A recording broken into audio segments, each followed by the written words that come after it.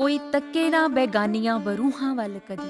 ਖੌਫ ਸਭ ਨੂੰ ਹੀ ਬੇਪਤ ਹੋਣ ਦਾ ਸਤਾਏ। ਬੂਹੇ ਆਪਣੇ ਹੀ ਬੈਠਾ ਬੰਦਾ ਸੋਭਦਾ ਹੁੰਦਾ ਹੈ। ਇਸੇ ਵਾਕ ਨੂੰ ਹੀ ਦੁਨੀਆ ਇਹ ਪਈ ਦੁਹਰਾਏ। ਇੱਥੇ ਬੈਠ ਨਹੀਂਓ ਰਹਿਣਾ ਜਾਣਾ ਇੱਕ ਦਿਨ ਪੈਣਾ।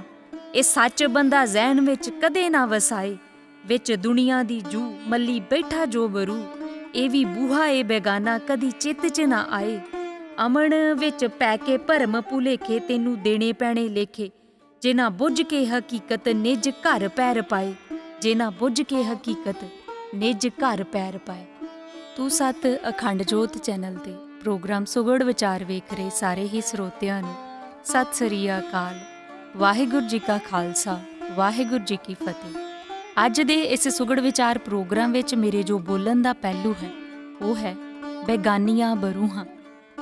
ਘਰ ਰਹਿਣ ਬਸੇਰਾ ਆਲਣਾ ਗ੍ਰਹਿ, ਉਹ ਸ਼ਬਦ ਜਿਸ ਦਾ ਸਬੰਧ ਹੈ ਸਾਡੇ ਨਾਲ, ਸਾਡੇ ਜੀਵਨ ਨਾਲ, ਤੇ ਸਾਡੇ ਇਸੇ ਘਰ ਨਾਲ ਜੁੜਿਆ ਇੱਕ ਅਲਫਾਜ਼ ਹੈ ਬਰੂਹਾਂ, ਜਿਸ ਨੂੰ ਚੌਖਟ, ਡਿਓਰੀ ਆਦਿ ਵੀ ਬੋਲਿਆ ਜਾਂਦਾ ਹੈ।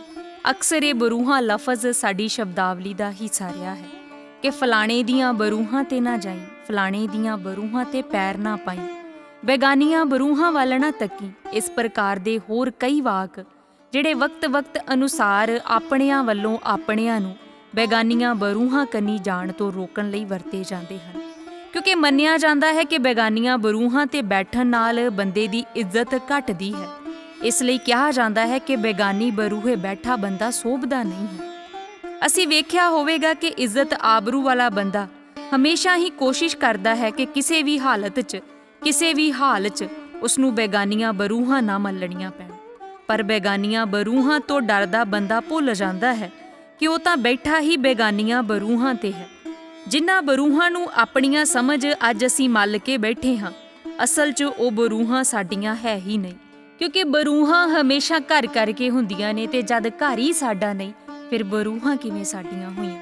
ਗੁਰੂ ਗੁਰਬਾਣੀ ਦੇ ਫਰਮਾਨ, ਜੋ ਘਰ ਛੱਡ ਗਵਾਵਣਾ ਸੋ ਲੱਗਾ ਮਨ ਮਾਹੀ, ਜਿੱਥੈ ਜਾਏ ਤੁਧ ਵਰਤਣਾ ਤਿਸ ਕੀ ਚਿੰਤਾ ਨਾਹੀ, ਅਨੁਸਾਰ ਸਿੱਧ ਹੁੰਦਾ ਹੈ ਕਿ ਇਹ ਘਰ ਸਾਡਾ ਨਹੀਂ ਹੈ।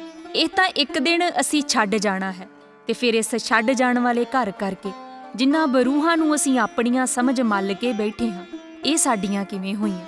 ਕਿਉਂਕਿ ਜੇ ਇਹੀ ਬਰੂਹਾਂ ਸਾਡੀਆਂ ਹੁੰਦੀਆਂ ਤਾਂ ਸਾਹ ਰੁਕਣ ਦੇ ਕੁਝ ਘੰਟਿਆਂ ਪਿੱਛੋਂ ਚਾਰ ਜੀ ਚੁੱਕ ਕੇ ਬਰੂਹੋਂ ਬਾਹਰ ਨਾ ਛੱਡ ਕੇ ਆਉਂਦੇ। ਸਾਨੂੰ ਸਦਾ ਲਈ ਸਾਡੇ ਘਰ 'ਚ ਸਾਡੀਆਂ ਬਰੂਹਾਂ ਦੀ ਹੱਦ 'ਚ ਰੱਖਿਆ ਜਾਂਦਾ।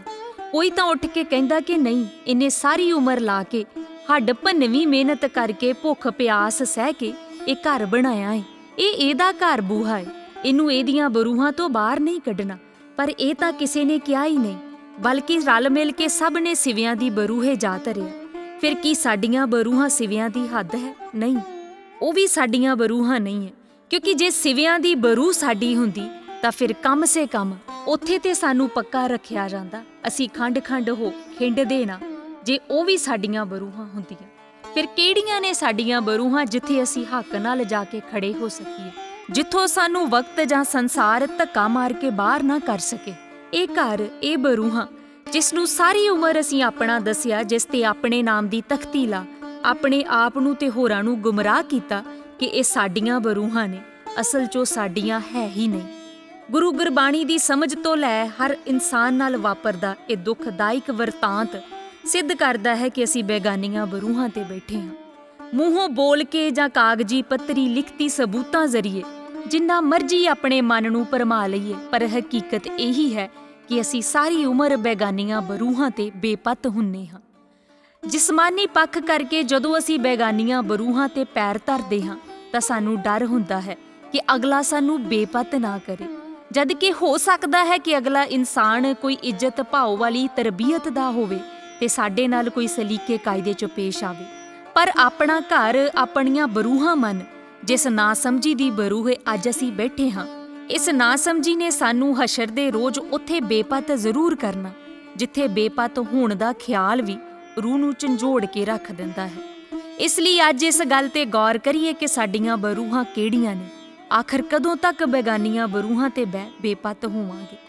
ਜਿੰਨਾ ਸਮਝ ਲਈ ਸੀ ਬੇਗਾਨੀਆਂ ਬਰੂਹਾਂ ਦੀ ਸੱਚਾਈ, ਉਹਨਾਂ ਤਾਂ ਬੜੇ ਸਿੱਧੇ ਲਫ਼ਜ਼ਾਂ 'ਚ ਕਿਹਾ ਸੀ, ਫਰੀਦਾ ਬਾਰ ਪਰਾਈਐ ਬੈਸਣਾ ਸਾਈਂ ਮੁਝੇ ਨਾ ਦੇ, ਜੇ ਤੂੰ ਏਵੇਂ ਰੱਖ ਸੀ ਜਿਉ ਸਰੀਰੋ ਲੇ।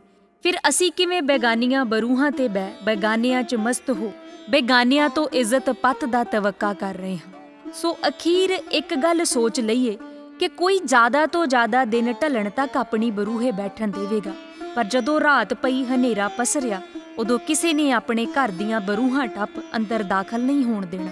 ਸਭ ਨੇ ਟਰਕਾ ਕੇ ਬਾਹਰ ਦਾ ਰਾਹ ਵਿਖਾ ਦੇਣਾ ਹੈ ਤੇ ਫਿਰ ਰਾਤ ਦੇ ਹਨੇਰਿਆਂ 'ਚ ਕਿੱਥੇ ਧੱਕੇ ਖਾਵਾਂਗੇ।